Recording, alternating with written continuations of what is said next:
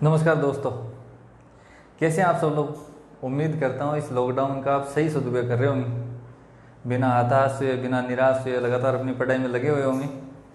शुरू में हमने सोचा था कि थोड़े दिनों की बात है, निकल जाएगी, लेकिन ये लंबी लड़ाई है और इस लंबी लड़ाई को हमें धैर्य के साथ में लड़ना है।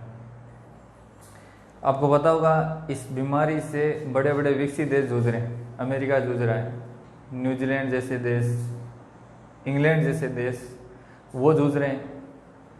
हमारी सरकारें काफ़ी अच्छा काम कर रही हैं और हमें भी सरकार का सहयोग करना चाहिए। और इस बीमारी का एक ही इलाज है कि अपने घरों में रहें और सुरक्षित रहें। आज ऐसे चर्चा चल रही थी कि मैं भी एक इतिहास की क्लास लेने के लिए आऊँ आपके चैनल पर। ये आपका चैनल है, मेरा नहीं है। और तो मैंने सोचा है एक ऐसा टॉपिक लिया जाए जो हर एग्ज़ाम की दृष्टि से महत्वपूर्ण हो। अभी जैसे रीट की एग्ज़ाम आने वाली है, आरएस है, ग्राम सेवक है, पटवारी है, इन सब में काम में आती है। राजस्थान के पुरातात्विक जो सभ्यताएं हैं और पुरातात्विक सभ्यताओं में से एक महत्वपूर्ण स्थल है जिसका नाम है कालीबंगा। और मैं आज आपको कालीबंगा का विस्तृत अध्ययन करवाने जा रहा हूँ। और वो विस्तृत अध्ययन एक किताब है, उस किताब का नाम है excavation at Kalibangan, Kalibangan the early Harappa, early Harappa. और ये पुस्तक लिखी थी किसने? ये पुस्तक लिखी थी बृजवासी लाल और जगपति जोशी के द्वारा लिखी गई। बृजवासी लाल और जगपति जोशी के द्वारा लिखी। इस किताब के आधार के ऊपर और अन्य सारी जितनी भी किताबें, उन किताबों के आधार पर मैं आपको समझाऊंगा कि कालीबंगा स्थल के अंदर कैसी कैसी व्यवस्था थी, वहाँ के मकान कैसे थे, वहाँ मनुष्य कौन कौन से कार्य करते थे, और कालीबंगा का एक सारांश क्या, एक संदर्भ क्या, वो सारी बातें हम पर समझेंगे। सबसे पहले पढ़ेंगे अपन कालीबंगा का इंट्रोडक्शन कि कालीबंगा है कहाँ पर। कालीबंगा, कालीबंगा राजस्थान के अंदर आईवीसी का प्रतिनिधि स्थल है। राजस्थान में आईवीसी का प्रतिनिधि स्थल क्या है? तो राजस्थान में आईवीसी का प्रतिनिधि स्थल है कालीबंगा। राजस्थान में आईवीसी के कुल प्रतिनिधि स्थल कितने हैं? 4 हैं। एक का नाम है आपके कालीबंगा, दूसरी का नाम है आपके पीलीबंगा, तीसरी का नाम है आपके तरखनवाला डेरा, तीसरी का नाम है आपके तरखनवाला डेरा, और चौथी का नाम है आपके करणपुर। चौथे प्रतिनिधि स्थल का नाम क्या है? करणपुर। राजस्थान में आईवीसी के कुल कितने प्रतिनिधि स्थल हैं? 4। आईवीसी यानी इंडस वैली सिविलाइजेशन यानी सिंधु घाटी सभ्यता के राजस्थान में कुल कितने प्रतिनिधि स्थल हैं? 4। नंबर 1 है कालीबंगा। कालीबंगा कहाँ पर है? हनुमानगढ़ में। कालीबंगा कहाँ पर है? कालीबंगा है हनुमानगढ़ में। पीलीबंगा भी कहाँ पर है? तो पीलीबंगा भी हनुमानगढ़ में है। तरखन वाला डेरा कहाँ पर है? तो तरखन वाला डेरा है गंगानगर में। और करणपुर कहाँ पर है? तो करणपुर है हनुमानगढ़। करणपुर कहाँ पर है? हनुमानगढ़ में। और अगर ये पूछ ले आपको एग्जामिनर कि राजस्थान में सिंधु घाटी सभ्यता या आईवीसी का खोजा गया प्रतिनिधि स्थल कौन सा है? तो उसका नाम आपके करणपुर। खोजा गया नवीनतम प्रतिनिधि स्थल कौन सा है? खोजा गया नवीनतम प्रतिनिधि स्थल आपके कौन सा? करणपुर। ठीक है, तो राजस्थान में सिंधु घाटी सभ्यता कुल कितने प्रतिनिधि स्थल हैं? 4। कालीबंगा की बात करें तो कालीबंगा का अर्थ सबको पता है। कालीबंगा का अर्थ होता है काले रंग की चूड़ियां। कालीबंगा का अर्थ क्या होता है? काले रंग की चूड़ियां। कालीबंगा की बात करें तो ये सभ्यता है वो कौन सी नदी के किनारे है? तो नदी का बात करें तो नदी कौन सी होगी? आपकी घग्गर नदी। और घग्गर नदी का प्राचीन नाम क्या है? घग्गर नदी का प्राचीन नाम है दृशदती नदी। और एक दूसरी नदी है यहाँ पर, उसका नाम है सरस्वती नदी। तो कौन कौन सी नदियों के किनारे स्थित है कालीबंगा? कालीबंगा है घग्गर, इस घग्गर नदी का प्राचीन नाम क्या है? द्रजदती। और कौन सी नदी के किनारे स्थित है? सरस्वती नदी के किनारे स्थित है। कालीबंगा सभ्यता है वो राजस्थान के कौन से जिले में स्थित है? हनुमानगढ़ जिले में स्थित है। राजस्थान के कौन से जिले में स्थित है? हनुमानगढ़ जिले में कालीबंगा सभ्यता स्थित है। हनुमानगढ़ से ये जगह पड़ती है आपके दक्षिण पश्चिम दिशा में लगभग 30 किलोमीटर दूर है। दक्षिण पश्चिम में हनुमानगढ़ से कितनी किलोमीटर दूर है ये सभ्यता? ये सभ्यता लगभग 30 किलोमीटर दूर है। आगे सुनना, अगर बात करें सर कि राजस्थान में आईवीसी का सबसे बड़ा जो प्रतिनिधि स्थल है वो कौन सा है? तो राजस्थान में आईवीसी का सबसे बड़ा प्रतिनिधि स्थल है कालीबंगा। अगर भारत की बात करें तो भारत में आईवीसी का सबसे बड़ा प्रतिनिधि स्थल कौन सा है? तो भारत में आईवीसी का सबसे बड़ा प्रतिनिधि स्थल, उसका नाम है सर आपके कौन सा? राखी गढ़ी। राखी गढ़ी कहां पर पड़ता है? हरियाणा में, ऐसा हरियाणा। और भारत में आईवीसी का सबसे बड़ा प्रतिनिधि स्थल राखी गढ़ी है। विश्व की बात करें तो विश्व में भी यही आता है। और दूसरे नंबर पर कौन सा है भारत में? तो दूसरे नंबर पर है भारत में कौन सा? धोलावीरा। और धोलावीरा कहां पर पड़ता है? गुजरात में पड़ता है। धोलावीरा कहां पर पड़ता है? गुजरात में पड़ता है। ये तो हो गए भारत के सबसे बड़े 2 स्थल। और इसके बाद में तीसरे नंबर पर कौन सी जगह आती है आपके? तीसरे नंबर पर भारत में आईवीसी का सबसे बड़ा प्रतिनिधि स्थल है कालीबंगा, जो राजस्थान में। अगर राजस्थान की बात करें तो राजस्थान में सिंधु घाटी सभ्यता का सबसे बड़ा प्रतिनिधि स्थल कौन सा है? कालीबंगा है। भारत में सिंधु घाटी सभ्यता का प्रतिनिधि स्थल कौन सा है? राखी गढ़ी हरियाणा है और धोलावीरा गुजरात दूसरा है। तीसरे नंबर पर आता है आपके कालीबंगा। विश्व में भी सबसे बड़ा प्रतिनिधि स्थल कौन सा है सिंधु घाटी सभ्यता का? राखी गढ़ी हरियाणा है।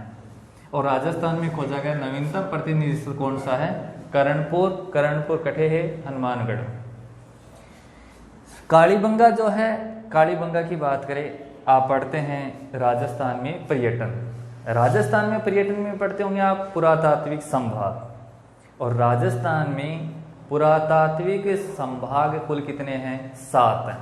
और उस एक पुरातात्विक संभाग में आता है आपके कौन सा? बीकानेर पुरातात्विक संभाग। और बीकानेर पुरातात्विक संभाग का प्रमुख जो स्थान है वो कौन सा आपके? कालीबंगा है। बीकानेर पुरातात्विक संभाग का प्रमुख स्थान कौन सा है? कालीबंगा है। इन सब बातों की जानकारी अपन को कौन देगा? यानी किसी सभ्यता के खोजकर्ता होंगे तभी वही पता लगेगा अपन को। इस सभ्यता के जो खोजकर्ता थे वो कौन थे? सभ्यता की खोजकर्ता। और खोजकर्ता की बात करें तो 1951-52 में कौन थे? तो 1951-52 में अमलानंद घोष थे। इस सभ्यता के खोजकर्ता कौन थे? 1951-52 में अमलानंद घोष थे। इस अमलानंद घोष के द्वारा अपन को इन सारी बातों की जानकारी दी गई थी कि कालीबंगा यहाँ पर है, कौन सी नदी के किनारे स्थित है, और बीकानेर पुरातात्विक संभाग में आती है कालीबंगा। राजस्थान के पर्यटन के जो 7 पुरातात्विक संभाग है उसमें कौन से में आती है? बीकानेर पुरातात्विक संभाग में आती है कालीबंगा। खोजकर्ता की बात करें तो सर 1951-52 में अमलानंद घोष थे। फिर पढ़ेंगे अपन उत्खननकर्ता। उत्खननकर्ता कौन थे? उत्खननकर्ता की बात करें तो 1961 से लेकर 1969 तक कौन थे आपके? बी.वी. लाल। बी.वी. लाल। इस बी का मतलब क्या है? इस बी का मतलब है ब्रिज। इस वी का मतलब क्या है? इस वी का मतलब है वासी, ब्रिजवासी लाल। और कौन थे? बी.के. थापर।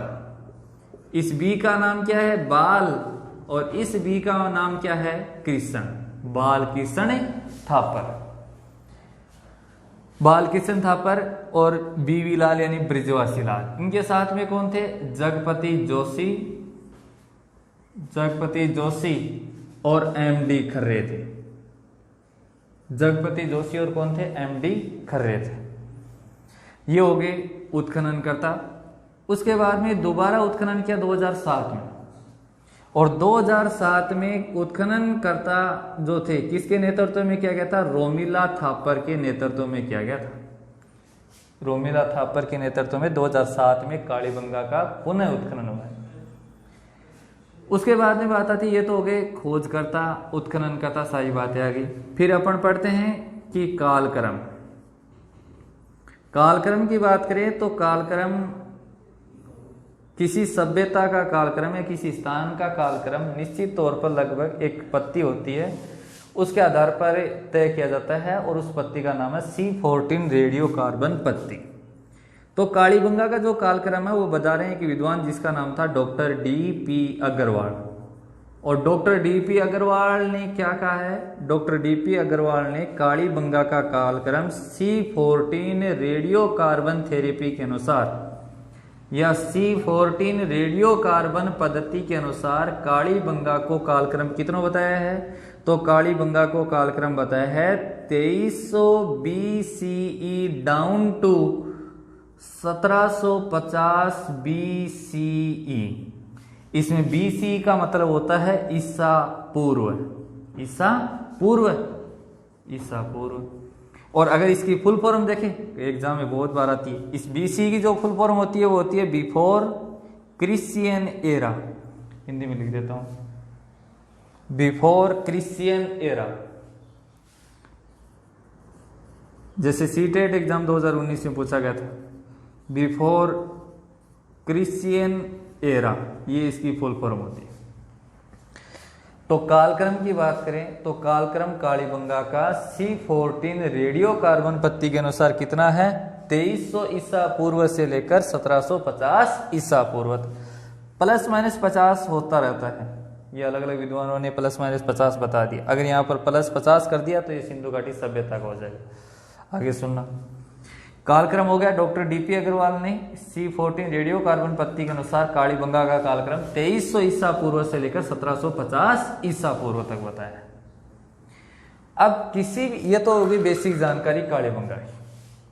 किसी भी सभ्यता का अब अध्ययन करते हैं तो उसमें दो बातें पढ़ते हैं अपन। नंबर एक तो वहाँ की मकान कैसे थे, वहाँ की बस्तियाँ कैसी थी वो पढ़ेंगे, और वहाँ के लोग क्या क्या काम करते थे वो दूसरे नंबर पढ़ेंगे। यानी नंबर एक पढ़ेंगे अपन मकानों की प्रकृति और नंबर दूसरे पर पढ़ेंगे अपन मनुष्य की प्रकृति। मैं इसको मिटा रहा हूं, आप इसका स्क्रीनशॉट ले लीजिए, ठीक है।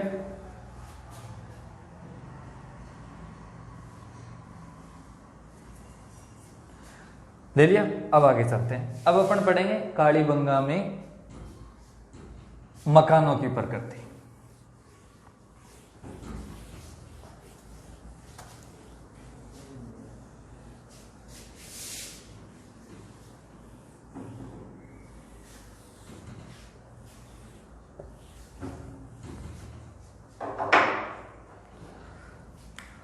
अब अगला जो मेन टॉपिक रहता है किसी भी सभ्यता वो है मकानों की प्रकृति।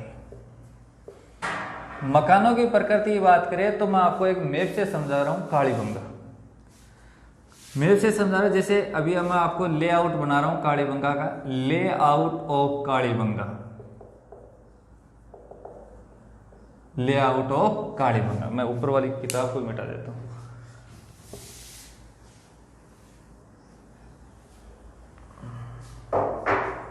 लेआउट ऑफ कालीबंगा कि कालीबंगा की नक्शा कैसा था वो आपको पूरा बनाकर दिखा देता हूं। चलो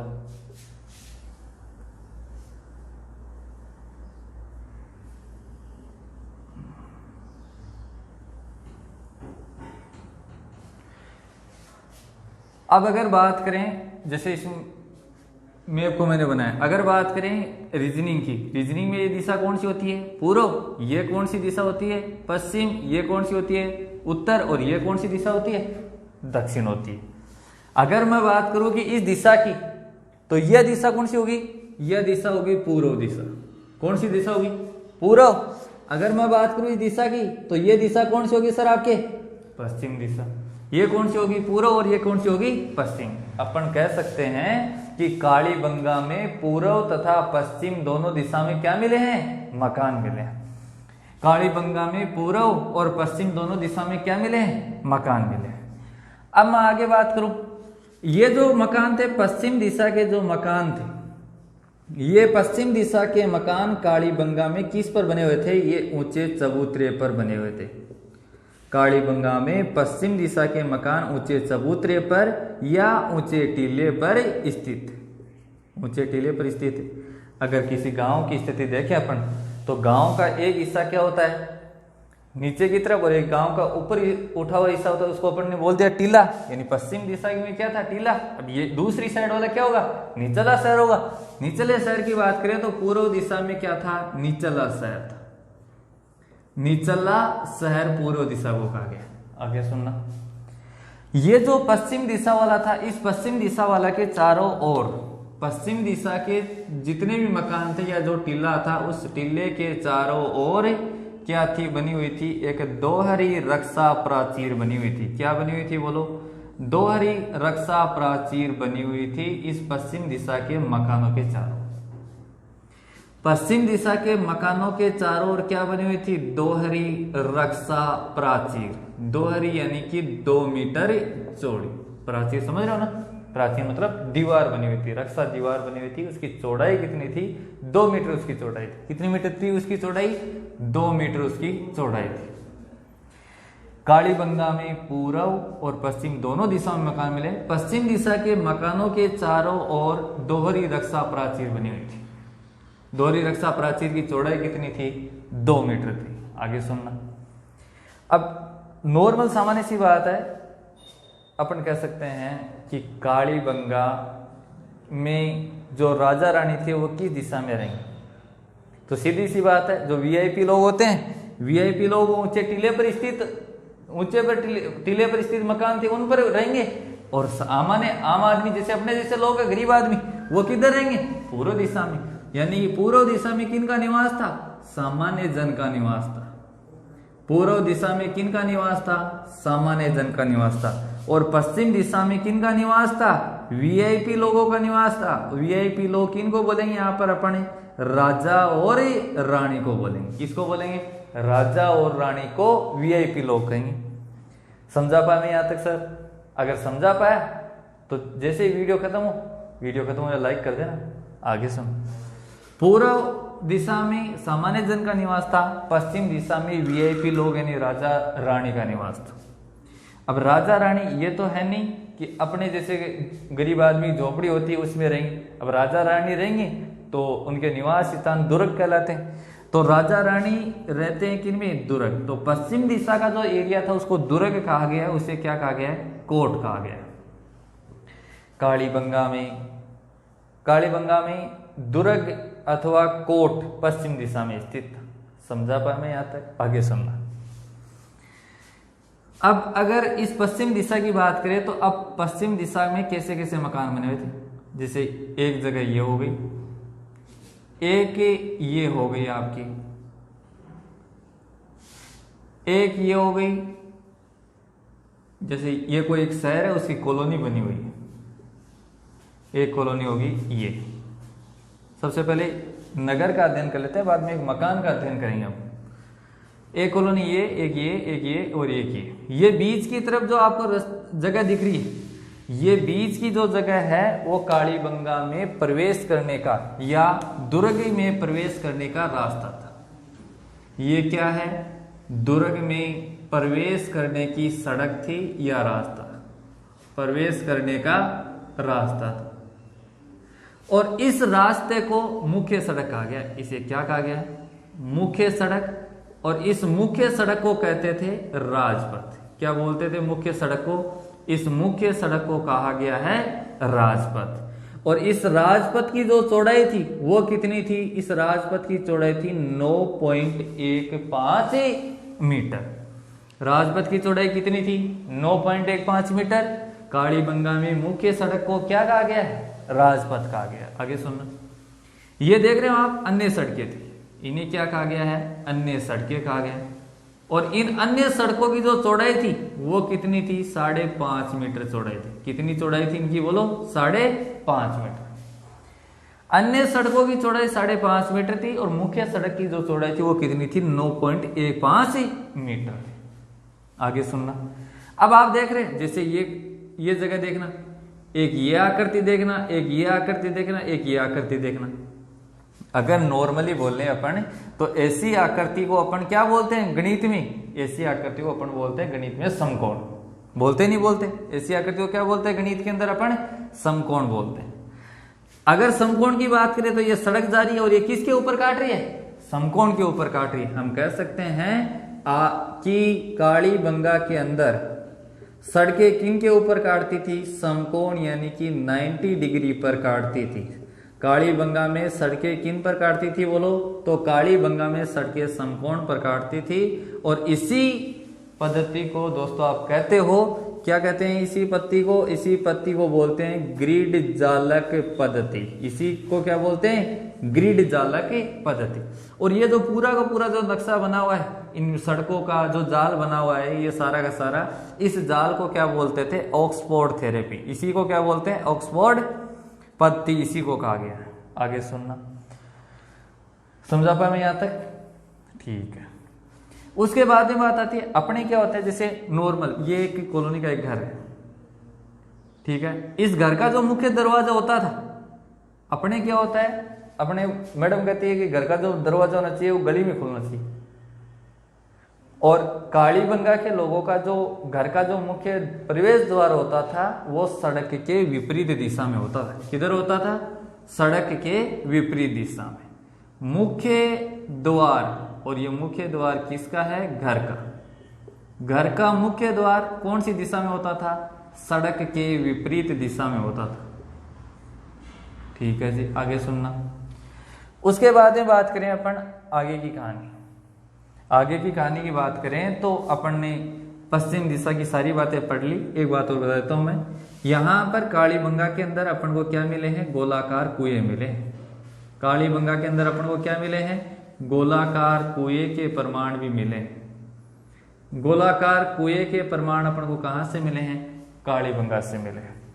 उसके बाद में आपने बहुत पढ़ा होगा कि कालीबंगा में जो नालियां थी, कालीबंगा में जो नालियां बनी थी वो नालियां किसकी बनी थी? तो कालीबंगा में नालियां पक्की होती थी। और ये पक्की नालियां किसकी बनी होती थी? तो ये किसकी बनी होती थी? लकड़ी की बनी होती थी।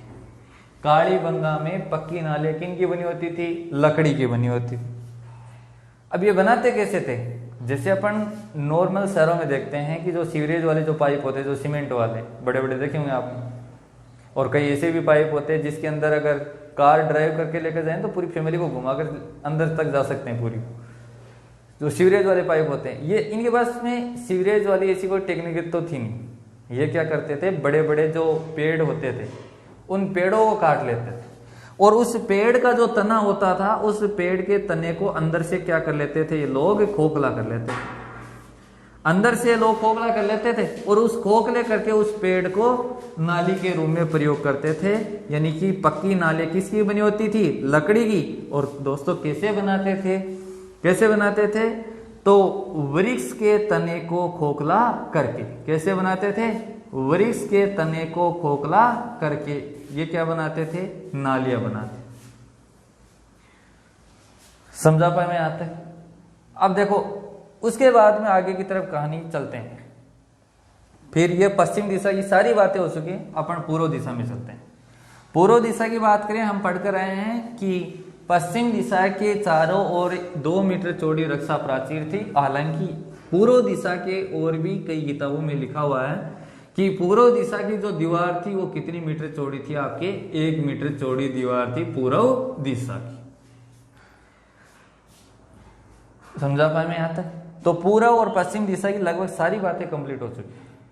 पश्चिम दिशा में एक बात और देख लेना, अगर आपको कोई ये पूछे कि कालीबंगा में जनसंख्या का निवास किस तरफ ज्यादा था, सीधी सी बात है, राजा और रानी जहां पर रही ये लोग पढ़े लिखे थे, वो लोग अनपढ़ थे, अपने जैसे गरीब आदमी थे, उनके पास में कोई काम धंधा नहीं था। तो ज्यादा जनसंख्या का निवास किस तरफ होगा? पूर्व दिशा में। यानी कि अनपढ़ लोग तो जनसंख्या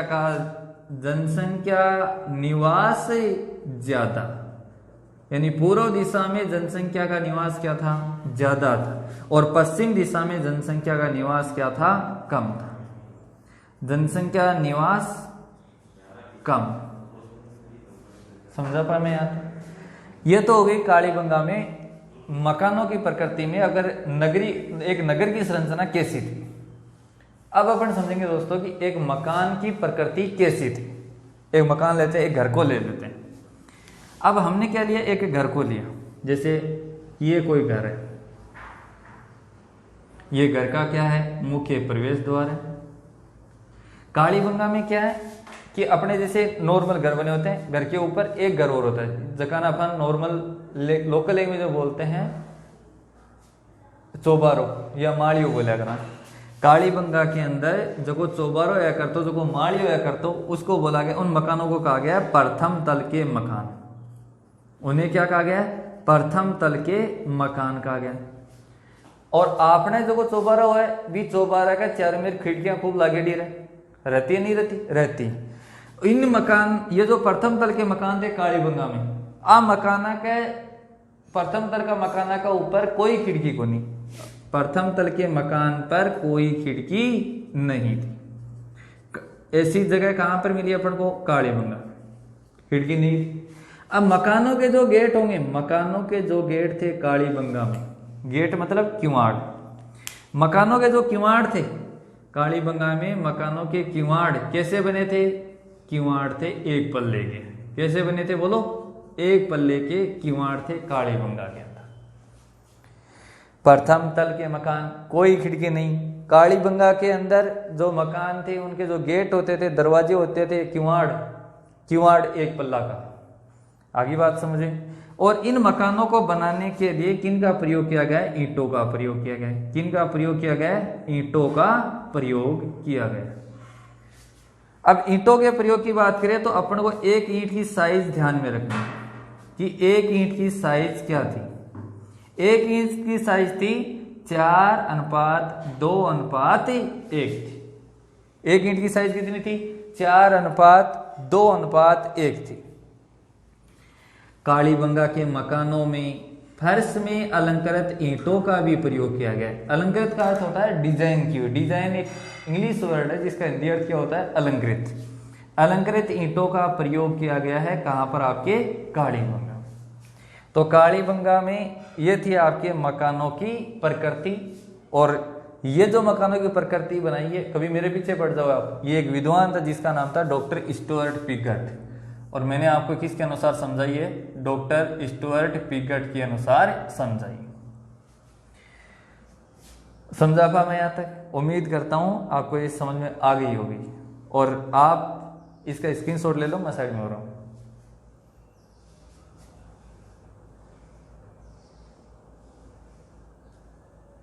ठीक है, ये तो हो गई कालीबंगा में मकानों की प्रकृति का टॉपिक पूरा होता है। फिर अगला जो टॉपिक आता है सभ्यता का अध्ययन करने के लिए, वो पढ़ते हैं अपन मनुष्य की प्रकृति। मनुष्य की प्रकृति अगला टॉपिक स्टार्ट करते हैं।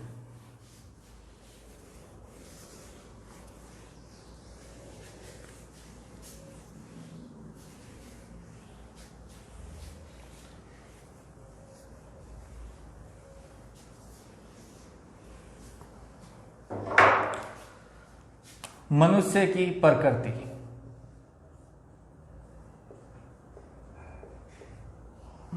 मनुष्य की प्रकृति में अपन पढ़ते, जैसे अपने भी क्या मनुष्य अपन क्या क्या काम करते हैं, हम पढ़ाई का काम करते हैं, हमारे माता पिता खेतीबाड़ी का काम करते हैं। अब खेतीबाड़ी के साथ में हमारे माता पिता क्या रखते हैं, पशुपालन रखते हैं। अपन सबसे पहले तो पढ़ेंगे कृषि, फिर क्या पढ़ेंगे अपन, पशुपालन, फिर हमारा कोई शिक्षा हो गया, हमारी कोई पढ़ाई वगैरह होगी, उस पढ़ाई को भी लिखेंगे हम क्या पढ़ेंगे, तीसरा टॉपिक शिक्षा।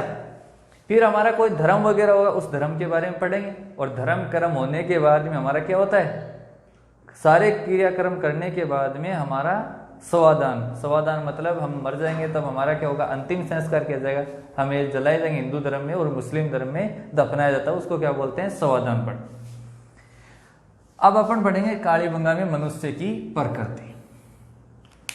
और मनुष्य की प्रकृति में पहला जो पॉइंट लेंगे वो लेंगे अपन कृषि। पहला जो पॉइंट लेंगे वो कौन सा लेंगे अपन, कृषि। कृषि की बात करें तो सीधी सी बात याद रखनी है आपको, कि कृषि की बात करें तो कालीबंगा में रबी की फसल के भी अवशेष मिले हैं, खरीफ के भी अवशेष मिले हैं और जायद, रबी, खरीफ और जायद तीनों फसलों के अवशेष मिले हैं। तीनों फसलों के अवशेष मिले। कहां से मिले हैं अवशेष? कालीबंगा से। कालीबंगा में रबी, खरीफ और जायद तीनों फसलों के क्या मिले हैं? अवशेष मिले हैं। दूसरी बात यहां से और क्या चीज मिली है? दोहरी फसलों के अवशेष। कालीबंगा में दोहरी फसलों के अवशेष मिले हैं। दोहरी फसलों के अवशेष कैसे? जी मान लो यो थारो है खेत और ई खेत का माइन थे हड़ बांध लग रहे हो। हड़ जानते हो मतलब जुताई कर रहे हो आप। तो एक तो है आपने जगह खूड़ बोला जा रहा है, खूड़ काट दिया पूर्व से पश्चिम दिशा का माइन, जल्दी जल्दी निकालो थक जाओ नहीं, पूर्व से पश्चिम दिशा में। और एक खूड़ काट दिया उत्तर से दक्षिण दिशा में। ठीक है। अब जका पूर्व से पश्चिम दिशा का माइन खूड़ काटे, आ खूड़ा का माइन थे के बाद यो, आ खूड़ा का माइन बादी थे कि सरसों। क्या बोल दिया आपने? सरसों।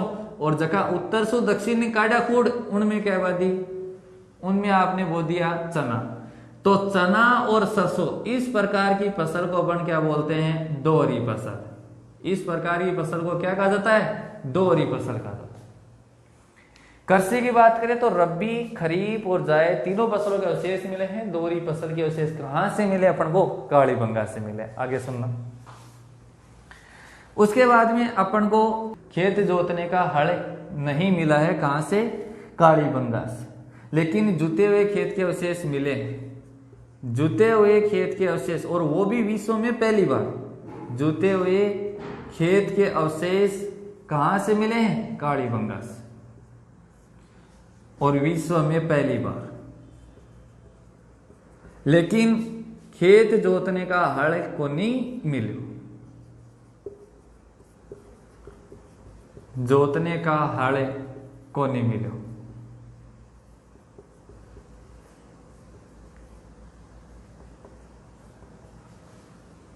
कड़े सुगुन मिलो? कालीबंगा से। जुते हुए खेत के अवशेष मिले हैं लेकिन खेत जोतने का हल को नहीं मिलो। आगे सुनना। और कौन कौन सी चीजें मिली हैं यहां पर आपको? खेतों में क्या पड़े मिले हैं? भांड मिले, मृद भांड जिनको आप बोलते हो। खेतों में मृद भांड मिले आपको। और ये जो मृद भांड है, इन मृद भांडों के ऊपर काली और सफेद रेखाएं खींची गई। कैसी रेखा खींची गई है? काली और सफेद रंग की रेखाएं खींची गई। सफेद रंग की रेखाओं से चित्रित है। रेखाओं से चित्रित है। इनके ऊपर चित्र भी बने हुए हैं। अनेक पशु पक्षियों के चित्र बने। कौन कौन सी पशु पक्षियों के चित्र बने? मछली है, बतख है, बतख, ऐसे बहुत सारे पशु पक्षियों के चित्र अंकित हैं। किस पर? इन मृद भांडों के ऊपर। सामान्यतः लोग इस ये जो रेखाएं हैं, इन रेखाओं को पढ़ नहीं पाए। आज तक इन रेखाओं को पढ़ नहीं पाए। जैसे मैं एक रेखा कहता हूं, इनको पढ़ लोगे आप? नहीं पढ़ पाओगे। नहीं पढ़ पाओगे तो इन रेखाओं को पढ़ नहीं पाए लोग। इसलिए इस संस्कृति को क्या कहा गया? इस संस्कृति को कहा गया है सौंथी संस्कृति। इस संस्कृति को क्या नाम दिया गया है? सौंथी संस्कृति नाम दिया गया है। और आपने एक लिपि भी पढ़ी होगी, वो लिपि भी मैं यहीं पर क्लियर कर देता हूं। लिपि पढ़ी होगी कि कालीबंगा में अपन को एक भाव चित्रात्मक लिपि के प्रमाण मिले हैं, वो भी भांडों पर मिले हैं। किस पर मिले हैं? भांडों पर। भाव चित्रात्मक लिपि, यही वाली लिपि भाव चित्रात्मक लिपि। और ये इसके ऐसे लाइनिंग खींची हुई है। आ लाइनन समझ लोगे? नहीं समझ पाते। इन लाइनों को क्या, जैसे क्या क्या आकृति दिख रही है थानिया? ये आकृति दिख रही है थानके की, सांप की। सांप यानी सर्प की, इसलिए इसको बोलते हैं सर्पिलाकार लिपि। इसे क्या कहा गया है? सर्पिलाकार लिपि भी कहा गया है। और बाद में एक विद्वान आए अपने, और उन विद्वान का नाम था बीवी लाल। और बीवी लाल ने आकर कहा, भाई साहब ये इस लिपि को मैं नाम देता हूं ब्रुष्टोफेदम लिपि। कौन सी लिपि? ब्रुष्टोफेदम लिपि नाम दिया किसने? आपके बीवी लाल ने। और ये जो लिपि आपके किस तरफ से किस तरफ लिखी जाती है? बाएं से दाएं ओर। किस तरफ लिखी जाती है बोलो? बाएं से दाएं ओर लिखी गई है। कौन सी लिपि? आपकी ब्रूस्टोफेदम लिपि। इसको सर्पिलाकार लिपि भी बोलते हैं और बीवी लाल ने इसको क्या नाम दिया है? ब्रूस्टोफेदम लिपि नाम दिया है। ये हो गई लिपि। यहाँ की संस्कृति कैसी है? सौंथी संस्कृति किस आधार पर कहा गया है, ये मैंने आपको क्लियर कर दिया है। उसके बाद में एक विद्वान थे और उस विद्वान का नाम है रेइक्स। और रेइक्स विद्वान ने कहा, रेइक्स विद्वान ने क्या कहा? तो रेइक्स के अनुसार ये क्या कहते हैं कि कालीबंगा के जो खेत हैं और जो मकान हैं, कालीबंगा के खेत और मकान, उन मकानों के अंदर क्या पड़ी मिली है? मकान व खेतों में दरारें पड़ी मिली है। मकान व खेतों में क्या पड़ी मिली है? दरार पड़ी मिली है। इसलिए पड़ी है, मिली है। इसलिए रेइक्स साहब क्या कहते हैं? ये कहते हैं कि कालीबंगा का जो पतन हुआ था वो किससे हुआ था? भूकंप से हुआ था। और रेइक्स के अनुसार भूकंप के प्रमाण कहां से मिले हैं अपन को? कालीबंगा सभ्यता से मिले। कहां से मिले? कालीबंगा सभ्यता से मिले। ये तो हो गई कालीबंगा के अंदर कृषि। ठीक है, इसका आप स्क्रीनशॉट ले लीजिए, फिर आगे बढ़ते हैं।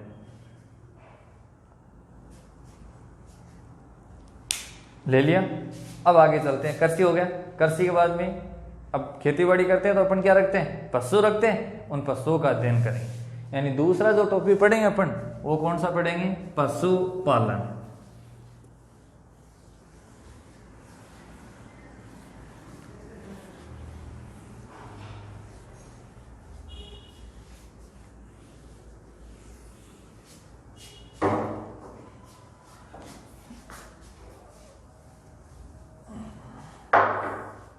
पहला अपना टॉपिक हो गया कौन सा? कृषि हो चुका है। दूसरा पढ़ेंगे अपन कौन सा? पशुपालन। पशुपालन की बात करें तो ऐसे कितने पशुओं के नाम याद रखोगे? कितने पशुओं के नाम याद रखो? मैं सीधा सा बताता हूं, एक नाम याद रख लेना बस, कि घोड़े के प्रमाण नहीं मिले। घोड़े के प्रमाण नहीं मिले,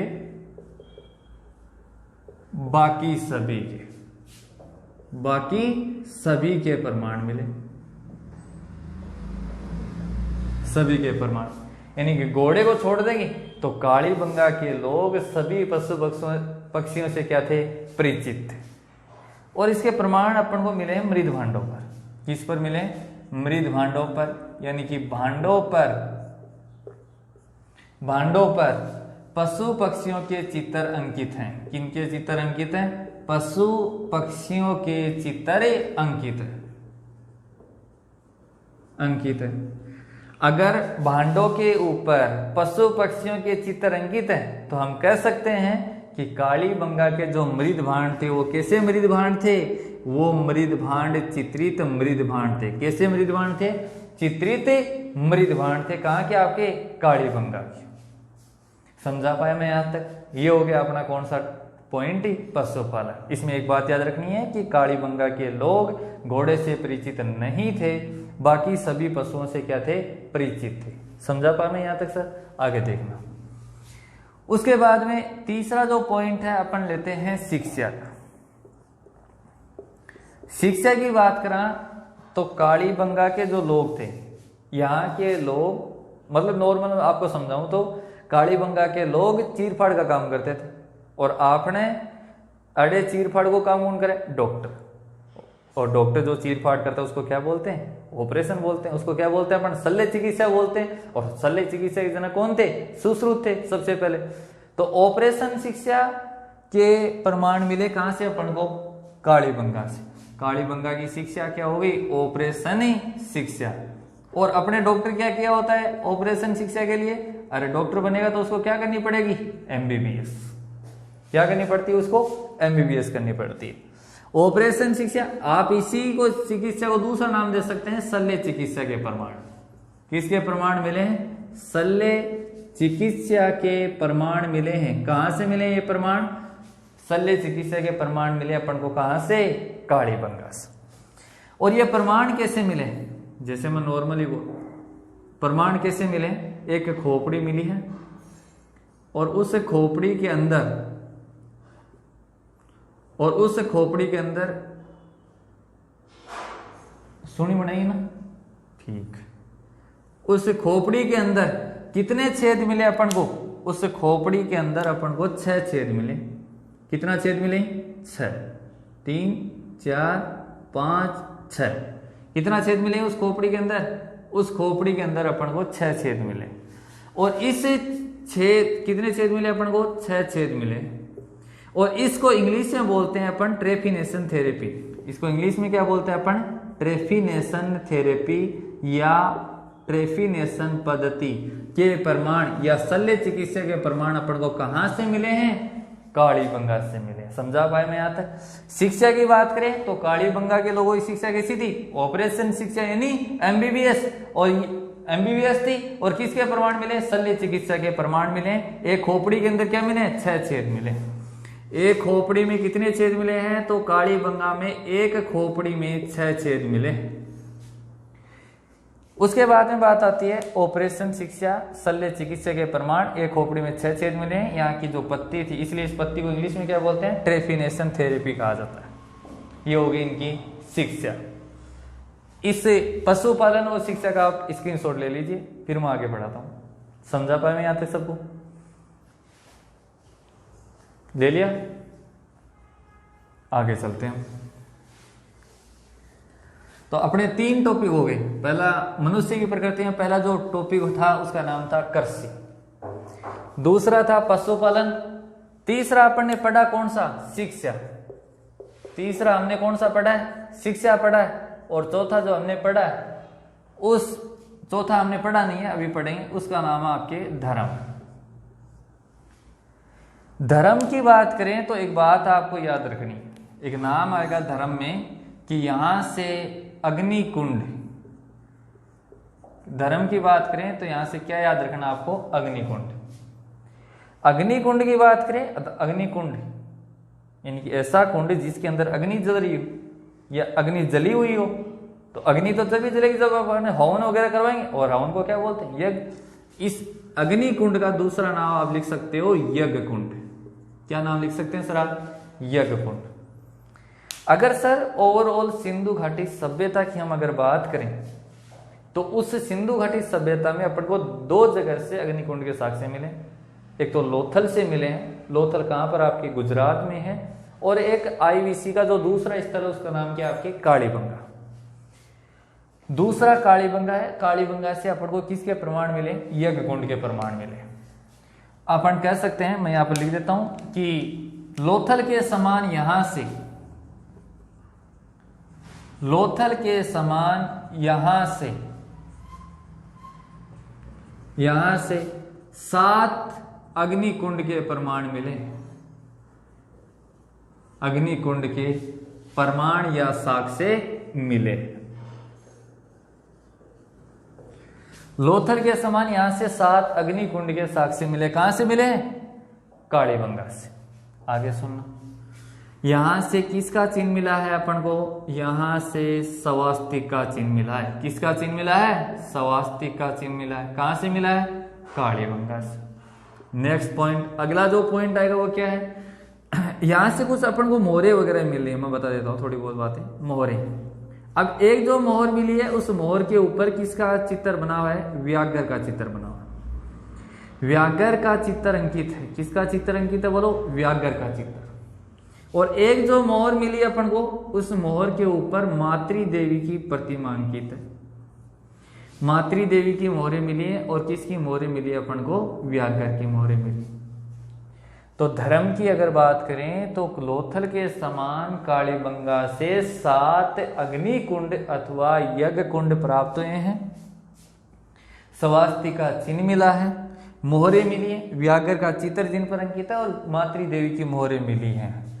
और कालीबंगा जो है, इनसे पता चलता है अपन को कालीबंगा का संबंध कौन सी सभ्यता से था? विश्व की मेसोपोटामिया की सभ्यता से था। कौन सी सभ्यता से था? मेसोपोटामिया से संबंध रखती है कौन सी सभ्यता? आपके कालीबंगा। कालीबंगा समझा पाए मैं यहां तक? ठीक है, आगे सुनना। आगे धर्म हो गया अपना। धर्म के बाद में अगला जो पॉइंट आता, आप इस धर्म का एसएस ले लीजिए, ठीक है। और अगर थक गए हो और टॉयलेट वगैरह लग गई हो तो वीडियो पॉज कर देना एक बार, और बाद में आपके पास सुविधा हो वीडियो पॉज कर देना और आकर चुपचाप चालू कर लेना, ठीक है। धर्म हो गया, एसएस ले लिया इसका। धर्म के बाद में अगला जो पॉइंट पढ़ते हैं अपन,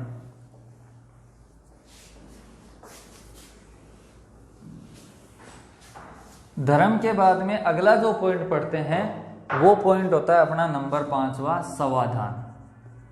वो कौन सा होता है अपने? समाधान। समाधान है, कुछ इंपॉर्टेंट फैक्ट्स लास्ट में बचे हैं वो बाद में पढ़ेंगे अपन। समाधान की बात करें तो हिंदू धर्म में अगर कोई व्यक्ति मर जाता है उसको क्या करते हैं? जलाते हैं। और मुस्लिम धर्म में अगर कोई व्यक्ति मर जाता है तो उसको क्या करते हैं? दफनाते हैं। तो अगर समाधान की बात करें तो सामान्यतः समाधान का जो अर्थ होता है वो होता है जलाना अथवा दफनाना। समाधान की बात करें तो समाधान 3 प्रकार से, कितने प्रकार से था? 3 प्रकार से। समाधान कालीबंगा में कितने प्रकार का मिला है? तो कालीबंगा में समाधान के 3 प्रकार मिले। कालीबंगा में समाधान के कितने प्रकार मिले हैं सर? 3 प्रकार मिले। नंबर एक, ठीक है। पहला जो था उससे पहले समाधान का नाम है आपके पूर्ण समाधान। समाधान के कितने प्रकार है? 3। नंबर 1 कौन सा है? पूर्ण समाधान। दूसरा जो है उसका नाम है आंशिक समाधान। दूसरा जो उसका क्या नाम है? आंशिक समाधान। और तीसरा जो है उसका नाम है आपके दाह्य संस्कार। तीसरा क्या है? दाह्य संस्कार। पहला है पूर्ण समाधान, दूसरा आंशिक समाधान और तीसरा है दाह्य संस्कार। कालीबंगा में कितने प्रकार का समाधान मिला अपन को? 3 प्रकार का समाधान मिला है। पूर्ण समाधान, आंशिक समाधान और तीसरा कौन सा है? दाह्य समाधान। तीसरा कौन सा है? दाह्य समाधान। आगे सुनना। सबसे पहले अपन पढ़ते हैं पूर्ण समाधान। पूर्ण समाधान कौन सा समाधान होता है? पूर्ण का मतलब होता है पूरा, और पूरा सीधी सी बात है किन का होगा? राजा और रानियों का होता है पूर्ण। राजा और रानियों का पूर्ण समाधान है। आगे सुनना। ये इस समाधान में कैसे होता था? मृत शरीर को जमीन में दफनाकर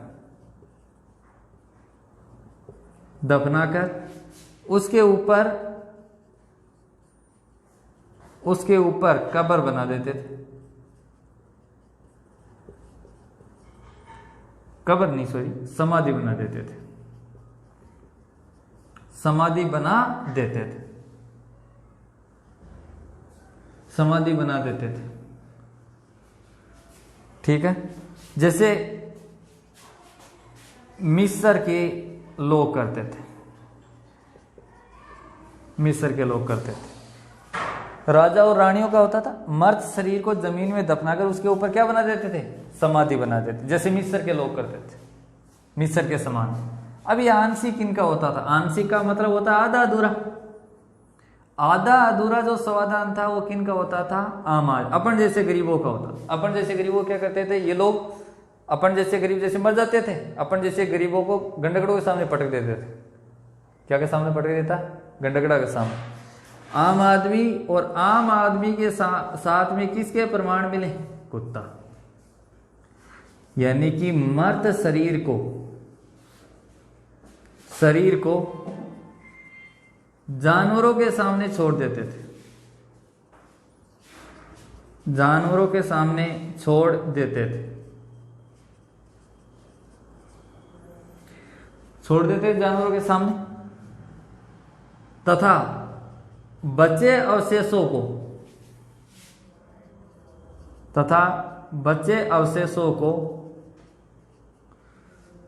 को कलश में भरकर, और ये कलश किसके होते थे? तांबे के। ऐसे अनेक कलश मिले। कहां से अपन को? कालीबंगा से।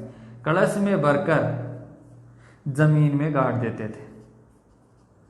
जमीन में गाड़ देते थे। ये कौन सा समाधान हो गया? आंशिक स्वादान। कैसे होता था? मर्द शरीर को पहले जानवरों के सामने पटक देते, अब जगह गंडगड़ा छोड़ देता, जगह अवशेष अवशेषण ये कलश का मान भर लेता और अवशेषण भर की जमीन के अंदर गाड़ देता। तीसरा है दाह संस्कार। दाह संस्कार की बात करें तो मर्द शरीर की जो भस्मी होती थी, मर्द शरीर की भस्मी, यहां पर लिख देता हूं मैं, मर्द शरीर की भस्मी को तांबे के पात्रों में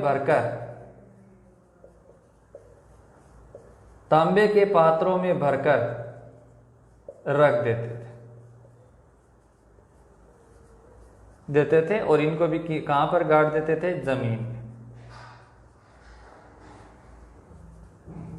जमीन में गाड़ देते थे।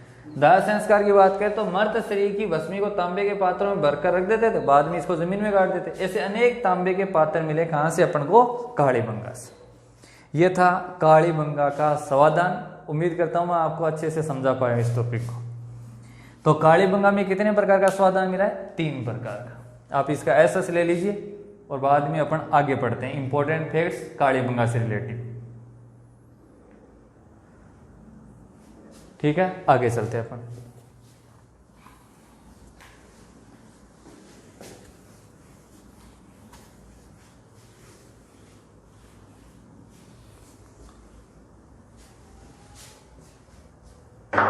समाधान हो गया। अब समाधान के बाद में अपन ने ये सारे मनुष्य की प्रकृति के 500 पॉइंट अपने क्लियर हो चुके हैं। अब बचा अपने क्या? इंपॉर्टेंट फैक्ट्स बता रहा हूं आपको अबाउट कालीबंगा से। इंपॉर्टेंट फैक्ट्स की बात करें तो नंबर 1 बात याद रखनी है आपको कि कालीबंगा जो संग्रहालय है उसकी स्थापना राजस्थान सरकार के द्वारा 1983 में की गई। 1983 में क्या बना? तो 1983 के बाद बने कालीबंगा संग्रहालय। और अगर थे कालीबंगा संग्रहालय देख किया होगा तो कालीबंगा संग्रहालय में कालीबंगा से प्राप्त हुई बहुत सारी सामग्री रखी हुई है। नंबर 1, यहाँ पर बर्तन मिले और ये बर्तन खाने के भी बर्तन थे। खाने के बर्तन कालीबंगा से जो अपन को प्राप्त हुए वो रखे हुए यहाँ पर। खाना पकाने के बर्तन थे और खाने को छानने के बर्तन या अनाज को छानने के बर्तन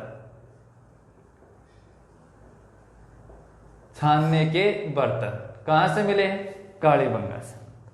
इसके अलावा अपन को मृद भांड मिले और उन मृद भांडों के ऊपर मछली है, बतख है, कछुआ है, इनके चित्र अंकित मिले जो अपन पहले पढ़ चुके हैं। इनके अलावा यहां से अपन को सपीठ थाली मिली है। क्या मिली है? सपीठ थाली मिली है कालीबंगा से। कालीबंगा से अपन को लंबोदर घड़ा प्राप्त हुआ है, लंबोदर घड़ा भी मिला है। इसके अलावा कालीबंगा से अपन को क्या मिले हैं? चकमक पत्थर के क्या मिले अपन को? टुकड़े मिले। और इन चकमक पत्थर के टुकड़ों को इंग्लिश में लिखा होता है चैट ब्लेड्स, ये मिले। यहां से और क्या चीजें मिली अपन को? टोटीदार प्यालियां।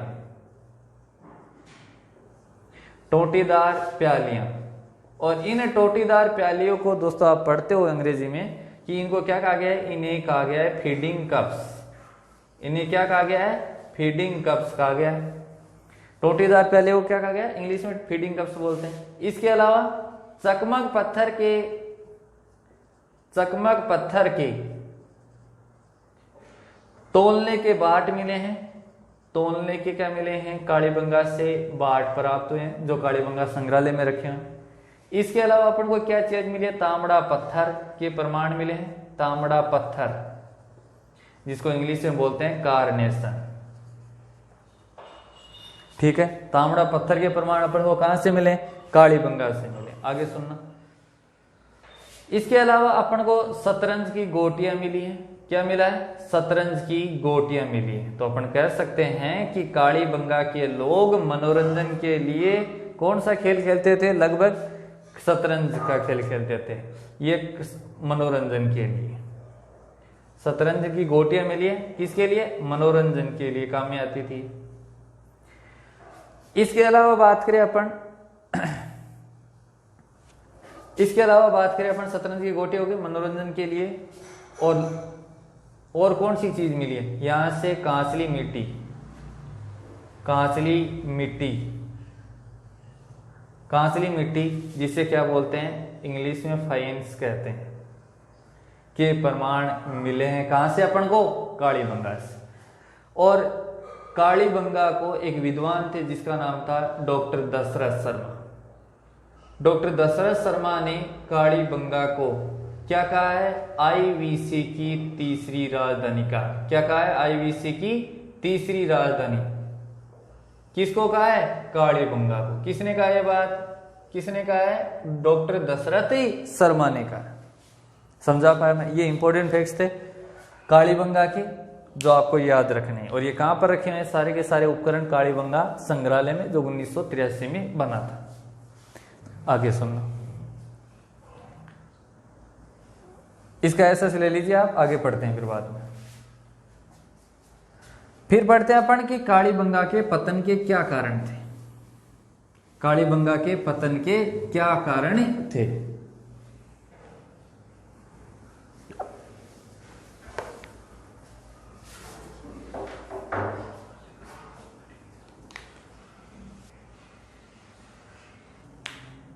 अब अपन पढ़ेंगे कालीबंगा सभ्यता का पतन। लेकिन उससे पहले एक बात और बता देते हैं कि कालीबंगा का जो भी अपन ने अब तक पढ़ा है, ये कालीबंगा के अब तक अपन को 5 स्तर प्राप्त हैं खुदाई के दौरान। कालीबंगा के अब तक अपन को कितने स्तर प्राप्त हैं? 5 स्तर प्राप्त हैं खुदाई के दौरान। अब 5 स्तर के बाद आपने पढ़ा होगा सिंधु घाटी सभ्यता को अपन 3 भागों में पढ़ते हैं। सिंधु घाटी सभ्यता को अपन कितने भागों में पढ़ते हैं? 3 भागों में पढ़ते हैं। एक तो पढ़ते हैं अपन कौन से भागों में? कितने भागों में पढ़ते हैं? 3 भागों में। पहला जो भाग है वो है कौन सा? अपने पराक हड़प्पा है। पहला कौन सा है? पराक हड़प्पा है। दूसरा पढ़ते हैं अपन हड़प्पा, और तीसरा जो है वो पढ़ते हैं उत्तर हड़प्पा। उत्तर हड़प्पा। सिंधु घाटी सभ्यता अपन कितने भागों में पढ़ते हैं? 3 भागों में। एक तो पराक हड़प्पा, एक हड़प्पा और एक ही उत्तर हड़प्पा। कालीबंगा की अब तक खुदाई हुई है, उस खुदाई से अपन को कालीबंगा के कितने स्तर प्राप्त हुए हैं सर? 5 स्तर प्राप्त हैं। सिंधु घाटी सभ्यता को अपन 3 भागों में पढ़ते हैं, उसमें से कालीबंगा के स्तर कैसे कैसे हैं?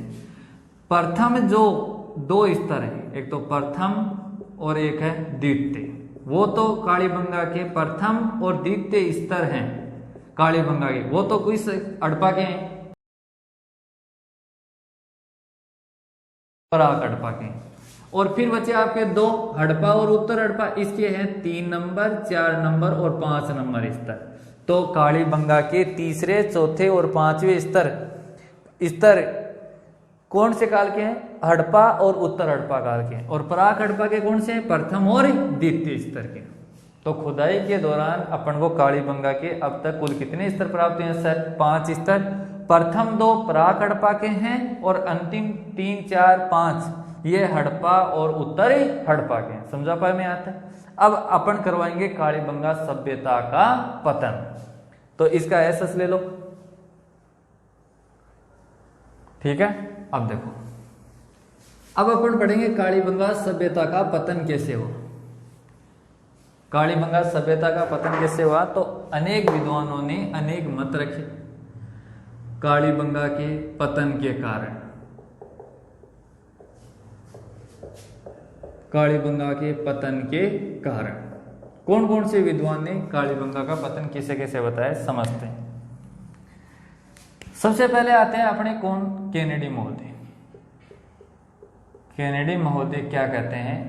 केनेडी महोदय कहते हैं कि कालीबंगा में एक संक्रामक रोग फैल गया था, और उस संक्रामक रोग फैलने के कारण कालीबंगा सभ्यता का क्या हुआ था?